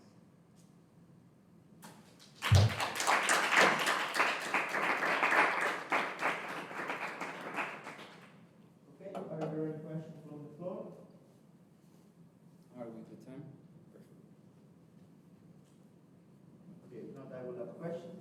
And let's say, so you discussed this polyconvexity, right? And usually polyconvexity comes with this nice theorem that says that if you can write your function in terms of the singular values of the Jacobian, then you come, polyconvexity comes for free. Is this what you end up doing, or unfortunately it's not possible and you need to study polyconvexity in detail? Let me go back. Where is it? Here. So one detail is that the variant of polyconvexity with respect to the singular values holds in isotropic situations. This is not our case, as we have the fibers, so you cannot depend on them. What you do, you can still study this thing from the point of view of the convexity with respect to the your strain tensor, your cofactors, and your Jacobian. So if you look only at the passive stress, you actually do have that. You have this kind of exponential term that you can see it as a. You could modify this and write it as a weighted sum of the fiber components of this E tensor. So it is somehow a weighted sum of squares, if you want. So this will actually be polyconvex. The same thing holds here. So it's not too obvious, but this thing is going to go. It's a. I think this is a minus, and it's wrong. But you'll have a minus with respect to your logarithm. So it's going to have a really slowly increasing singularity at 0, and then you'll have something that increases linearly, okay, to infinity. So this is actually convex with respect to J. It's convex with respect to your F, and you don't have your cofactor, so it's constant and it's convex as well. So your passive component is going to be polyconvex. I think that, where is it? It's not here. I think that this term isn't convex with respect to the strain because it's just a rank 1 tensor. So I think this part shouldn't be convex, and I think that actually if you compute the Hessian, you'll see that your convexity will depend on the value of your contraction rate. So the ugly part is given by the active stress. The passive part is perfectly well defined. Yep. Thank you very much. No worries.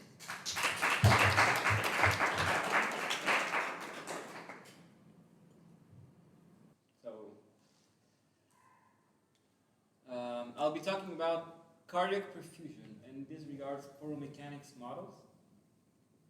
So again, 3 parts. Did your section? Did you write also 3 parts? No, you talked about many more things. I was thinking that I always like this kind of three sections. So what are the 3 parts? Fantastic. There's something nice about dividing things in 3. It's not too much. Okay. So I'll talk about this kind of mixture models. Okay, so the way to formalize pore mechanics and the whole porous media equations are through this kind of mixture models. The kind of phenomenon that we're trying to capture in cardiac perfusion is called the systolic impediment.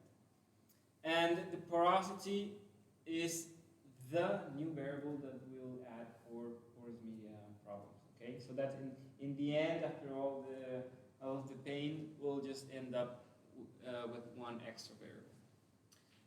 As I told you before, mass conservation is going to be really important now. We can close our system with a Darcy law, which is basically a fixed law, as Mai mentioned before. So, and this way we get our classic porous media equation that's been widely analyzed and not so much used in the nonlinear case because it's kind of an open field right now. We'll close everything with how these kind of models yield a cardiac perfusion model. So the setting is motivated by this kind of image. So we see that, so this is a contrast image of the heart, okay, where you can see the circulation here. So blood arrives through the coronary vessels, they're called, And you see that it kind of surrounds the heart, and then it starts penetrating the tissue. If you zoom into the tissue, you see it kind of branches. So times 5, you see branching. Times 10, you see branching. Times 100, you see branching. And times 1,000, you still see it. It's a really multi-scale in the purest sense. Like you need to capture all of these different resolutions where you have your arteries. So you have your arteries, you have your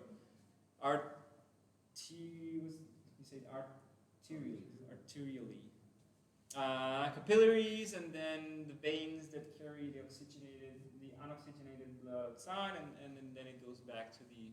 So there's a vein that carries everything back to the upper right chamber. Okay, the way to deal with this kind of mixture models where you have a liquid, it's going to be in this case blood, and you have a solid, is through mixture models. It's still a continuum hypothesis. So you see that throughout the let's say the lecture, we have seen many continuum models. It's a great framework also to do numerical simulations. It's basically the gold standard for dealing with this kind of problems. If you don't have a really nice continuum model for your problem, you try to force it through homogenization models instead. So we always try to go back to these kind of problems where we can have nice geometries where we solve our problems. In this case, the fraction of fluid with respect to the solid is going to be measured by the porosity. Okay, so the porosity is literally the percentage of fluid in the deformed configuration. We will be worrying about here displacement as before, because this kind of geometry undergoes large deformations, and then we'll have the velocity of the fluid through the pores. Okay, so it's going to be homogenized in this unique continuum, but it's still a point-wise fluid velocity, and then there's going to be a percentage of fluid in this thing. Okay, so if you've heard of what saturated and unsaturated porous media are, it's just that like saturated means there's fluid everywhere, unsaturated means that your porosity can go to 0. We actually work with saturated porous media, in case it's interesting for anyone. As we're working with large deformations, we'll be considering, instead of the porosity, that's the percentage in the deformed configuration, we just pull back everything and work with what's known as the Lagrangian porosity, or let's say the porosity weighted by the Jacobian. So this is a more natural variable for the problem. It's what comes up when you do the thermodynamics of the porous media. It's basically more comfortable, even computationally, because everything is full with J times porosity everywhere. So this is like the natural variable for this kind of problem. It's not so easily interpretable, okay, but it's natural variable for this kind of context. Okay, so our governing principles here, as I mentioned, are just basically mass conservation. Mass conservation is going to be, in this case, measured with respect to the fluid and the solid phase. Okay, the fluid mass conservation considers a time derivative with respect to the fluid particles. Okay, so this is part of the mixture theory formalization. You can justify time derivatives with respect to the different velocities of your phases. So you will have a solid velocity and you have a fluid velocity. And mass conservation is going to be dictated by different velocities of each phase. If you do that with respect to the fluid, you get your fluid mass conservation, okay? That looks quite similarly to what we saw before, but now we have a porosity everywhere to modulate our terms. There is a sink term, okay? Sink or source, which means that there's mass, and there's mass appearing at some points in the material, or there's mass going away at some points in the material. For instance, we can consider, literally what we do for the heart is that the veins are going to be a sink term, okay? So there's blood, and it gets sucked out by the veins, for instance, okay? Mass instead appears here as well from what arrives from the coronary vessels. So this kind of term that's spatially distributed actually is really helpful in the modeling. We still have the conservation of the solid mass as before. So you see here that we have the solid density in general, we have the fluid density in general, and we'll have our porosity. So I'm thinking only about mass variables. There's still 3, okay? So let's say it's not a closed system. We cannot solve this. We're missing some equations.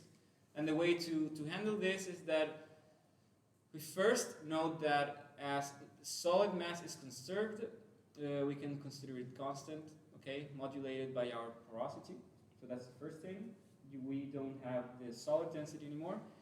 The way to consider the fluid density is by using an adequate thermodynamic potential. So in the most general framework, there are actually 2 potentials.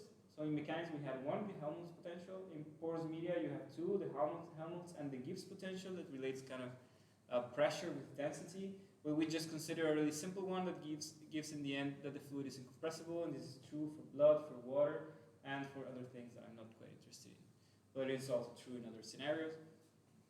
So that in the end, we have that the only variable of interest is going to be the porosity. And that's a good thing. Also because it's an adimensional quantity. Okay, so we're not dealing with the problem of dimensionality. Cool. So we have our conservation law. Let me write it like this because to make it simpler. Derivative in time plus a divergence term equals a source term. And then we have this velocity term that looks like a new variable, but so we need to close it with the constitutive law again, as we have done many times before throughout the lecture. This is known as Darcy Law. I sacrificed this parenthesis to do the wink because we already saw a fixed law. And we see that the flow of blood, okay, this is, let's say, the relative velocity of the fluid with respect to the solid is going to be proportional to minus the gradient of pressure. And this is quite natural, right? Like you have a higher pressure, lower pressure, you expect your flow to go to the opposite way with respect to the gradient. That's why there's a minus sign, and this minus sign is what's going to give us a diffusion here. Thank God our equation is going to be well posed, and it's going to look nice. It's something like a heat equation on steroids, okay? Because there's the pressure that depends on the porosity according to this potential. Surprise, surprise, I use the same letter because it's the same potential as in the mechanics, but now it will depend on the porosity. So it's a really unified framework. And we get this problem, this thing here. So if the pressure is just linearly depending on the porosity, we get a heat equation. If not, we have a classic porous media problem where we get our flow with respect to these terms. This is a really standard problem somehow, so there is some analysis, but as I mentioned, not many numerical studies, at least in... No, I haven't seen many numerical studies, at least in cardio, using this kind of setting. So this is kind of fairly new, let's say, even if the theory isn't exactly new. To analyze this problem, let's say the analysis isn't as old as the analysis done for elasticity. There is this nice book by Vasquez, okay, it's called The Porous Media Equation. They study this thing as a degenerate parabolic problem. They actually show maximum principle, and they start from using density arguments that somehow look like a Fedor-Galerkian, if that's interesting for anyone. And the thing that you require is that your pressure function, okay, that's going to be our constitutive model in this case, is strictly continuous and increasing with P. So more fluid, more pressure. This can be translated into saying that the potential that we're considering is convex with respect to the porosity. So in the great view of using a unique potential for the mechanics and the porous media, we'll have something that's going to be polarly convex with respect to the strain and convex with respect to the porosity. Okay, so this is a small example of what solutions look like. We have this geometry with a random permeability. We have a potential that acts as a double layer so that our porosity is between 0 and 1. We add here a lot of fluid and we just let it diffuse, okay? And this is how it looks. I'm a big fan of the, for who noticed, I'm a big fan of the Veritas color scheme for those who don't know it, it's a great invention. It's actually compatible with grayscales, so that you get the same kind of decay in grayscale, and it's really useful also for colorblind people. I think it's it's a really inclusive color scheme. Okay, how to adapt everything into a cardiac perfusion model? This is the way. So we have our problem is going to involve the coronary vessels. Okay, the coronary vessels are going to put blood in the tissue, and this thing involves three parts. The one is the model for the vessels, of course. We use a reduced model because solving Navier-Stokes in this geometry is just a nightmare. We'll have then a porous media model here, as I've shown before, with some small modifications, and then we'll couple everything with what somebody would call multi-scale coupling conditions. I don't think it's worth calling it multi-scale, but it's still a 3D serial decoupling, so it's okay. For this part first, we have the mechanics as before. Okay, we need to include the effect of pressure on our stress. Okay, this is also known in porous media as the Terzaghi stress effect, because the fluid acts on the solid. Okay, this is usually let's say the fluid pressure or the total transmural pressure. And instead, in the porous media, we'll have that our, as before, our conductivities or permeabilities in this case will have to be modulated. So you have to pull back your equations so that our parameters are well modulated in the reference domain. And we'll have that our pressure is going to depend on the strain and on the porosity. As I mentioned, there's going to be a unique potential guiding everything. One small note is that if you have worked with fluid dynamics or with linear elasticity models, you will have seen that the pressure is variable always. The way to justify this from the large deformations setting is that when you linearize the pressure, okay,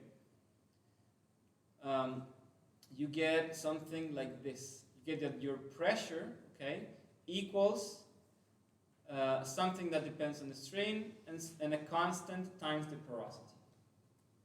So if we go for the linear setting, we can actually replace the porosity with the pressure, and we'll get finally that pressure can become a variable.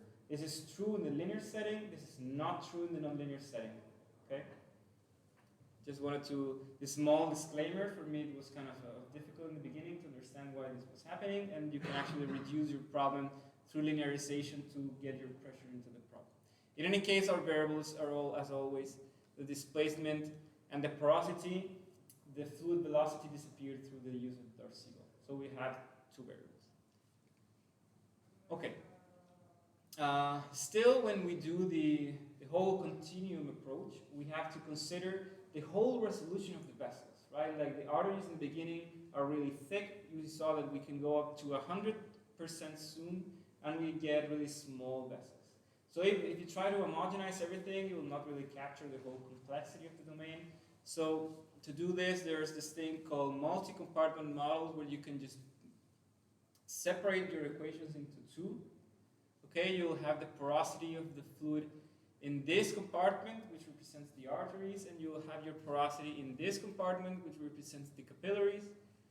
And both things interact through a reaction term that's proportional to the pressure difference between them. So as always, this is still the movement of fluid. The movement of fluid is guided by pressure difference. This is the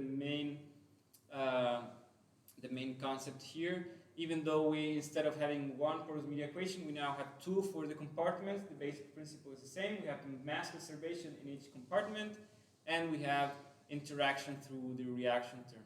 It's actually a nonlinear reaction term because the pressure depends on constitutive modeling, but it's not too bad for the numerics in general. So this is a resulting model, and we have our constitutive modeling that gives us that the pressure is also going to be defined in both compartments. Okay, so everything here is divided by 2. Everything that we had before for the porous media now holds for both compartments. We have our arterial pressure, we have arterial porosity, we have arterial permeability, arterial density, arterial everything, the same for the capillaries. And there are no veins, as I mentioned before, because the veins are our sphincter, which is the one that removes the blood from the geometry.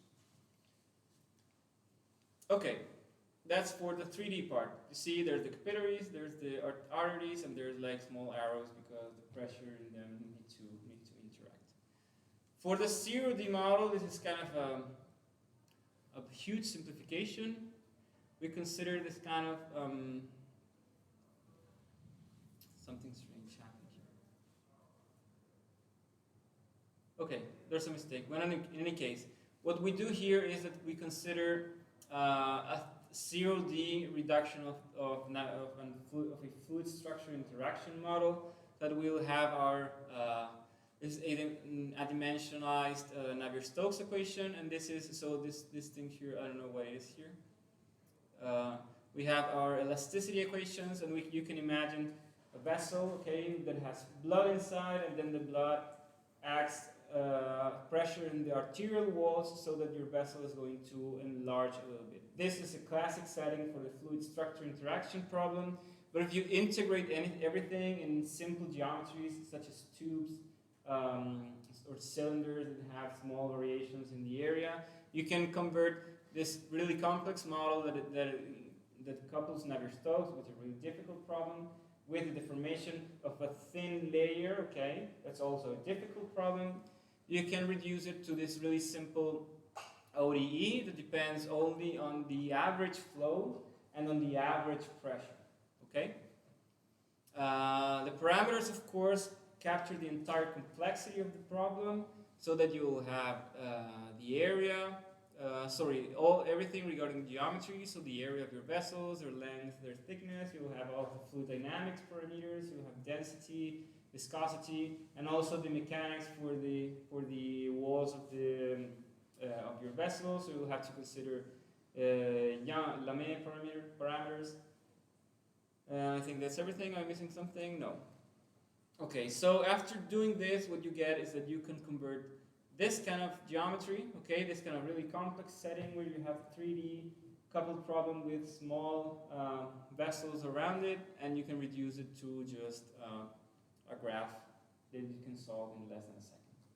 Of course, there's a lot of information that you lose here, but for healthy, reasonable scenarios, you can still capture your problem, and this is actually also a well-posed problem, so that you can study it as a differential algebraic equation. So it's not literally a differential equation. It's a differential algebraic equation where you have some constraints that capture what you would consider your reduced boundary conditions. Okay, and this thing is still well posed, and you connect everything in a really comfortable way. So this is how we consider the network of vessels, and it's something really general. You can consider an arbitrary network of vessels, and you can construct it easily to get your personalized coronary vasculature on the outside of the heart. Then what's inside, you capture it through the porous media equations. Okay, how do we couple everything? This should be really reasonable. Let me give you some details. For instance, at the beginning of the flow, we consider the pressure in the aorta, so that's literally when the blood leaves the heart. In the last compartment, we consider the difference with the pressure in the veins. This is what I mentioned that was a sync term.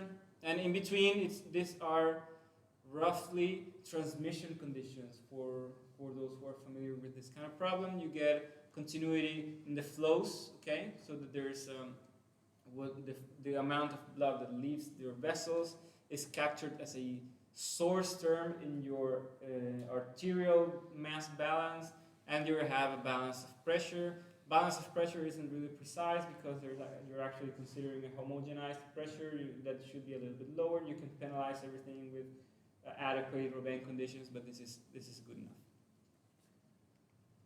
Okay, so what we saw was sorry, I wanted to mention one last thing, and that's important. We're considering a 0D model, and the 0D model has no spatiality. Okay, so there's no special reference of where the arteries arrive if you're considering such a reduced model. The way to do this is to This is a really practical thing. You consider at the outlet of each vessel the region that's nearest to that outlet vessel. So you color your entire geometry and you say which outlet goes to which region. This is the way to consider the spatial distribution of your CRD model, even if you're not really having something that's spatially distributed around your heart. Okay, what we saw was porous media equations. They describe a flow of fluid in a porous medium, of course. It's a degenerate parabolic problem. The analysis is fairly well understood for the case where there's no coupling with the mechanics. Where there is mechanics, there are studies in the linear case. For those who are interested, the analysis of the BO equations has been done by Showalter using a thing called the implicit evolution equations, which is kind of the analog, the continuous analog to the differential algebraic equations, where you kind of need to sum two operators and study the range of it. Pressure is not a variable in large deformation for mechanics. This is really important, just to be conceptually precise. The interaction of everything happens between the pressure, so there's a pressure acting on the solid, there's a pressure acting on the fluid, and the pressure is the one that guides the flow of fluid, and we can incorporate everything to the model. With everything, I mean the circulation of the blood in the entire body through adequate couplings at the beginning of our network and at the end of the network with the veins, and there are already models that describe the circulation from those 2 points. So there are circulation models that describe the evolution of pressure in the aorta, and models that describe the evolution of pressure in the veins, so that we can actually couple this model fairly easily with circulation in the entire human body. And I think that's a good byproduct, because you get a really easily coupleable model with the rest of the framework of electromechanics models with circulation, with PV loops and everything. Okay, this is the kind of response that you get when you solve this problem. So you get the same deforming heart that I was showing before, but then the blood leaves the geometry. Okay, you see that arteries are a little bit less compliant, so some mass stays there. This is what's known as a systolic impediment. Okay, so the geometry contracts. When it contracts, it increases the pressure. This increasing pressure makes the mass leave the geometry, and then when it relaxes, it gets filled up again. This is the only organ in the body that does that. Usually when the heart contracts, blood gets to the organs. This is the opposite to the rest of the body. And that's why you have to suffer so much to get this kind of model working, because you have to consider the porous nature of the heart. There are some references. These are, let's say, there's not too much work on this. Basically, the works regarding large deformation for mechanics for the heart are these two. During my PhD, I worked on the development of this entire model, so those who are interested, I would be really happy, because it's what I was working for a long time. So if it motivates you, it motivates me already a lot. So how to couple everything, I think maybe it could be clear how to do it already. We've seen that these models are really compatible with each other. What will happen is that we'll still have our mechanics.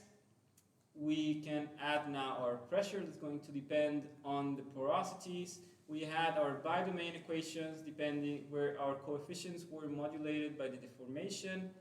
We'll finally have our pore mechanics that is defined at each compartment. We have modulated parameters in the reference domain. This also happens for the interaction coefficient between the compartments.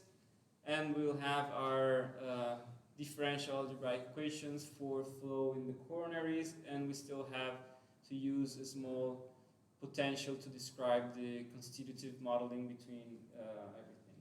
So this is a closed system. Everything works. Just to conclude everything, okay, this is the end of the session. The heart is a really big challenge. It's full of open questions. There's room for almost everything. The analysis of the separate physics, as you see, has been done. Okay, there's analysis for the electrophysiology, there's analysis for the mechanics, there's analysis for the porous media. The full coupled problem is completely open. Okay. Just a small recap of what's the role of different physics. We have the electrophysiology, which describes the propagation of our electric potential. This is what activates the contraction. We have the contraction is described with the language of finite elasticity, continuum mechanics, large deformation mechanics. Perfusion then describes how blood flows inside the tissue. Okay. We mentioned that, and models are nicely compatible, as we saw in literally the last slide, that you can just add one equation and change the parameters a little bit to adapt them to the fact that you have to pull back to your reference configuration. We thank the projects that are supporting our research, right? So I'm working on this one, Maya's working on this one. There's a lot of nice pictures that we are legally obliged to show. And how do I go back to the beginning? I can't. So I can finish there. Okay, thanks for everything.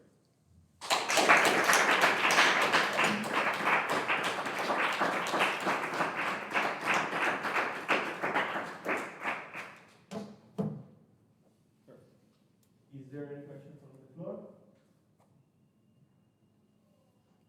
I'm also So I guess this is fine. Thank you very much again.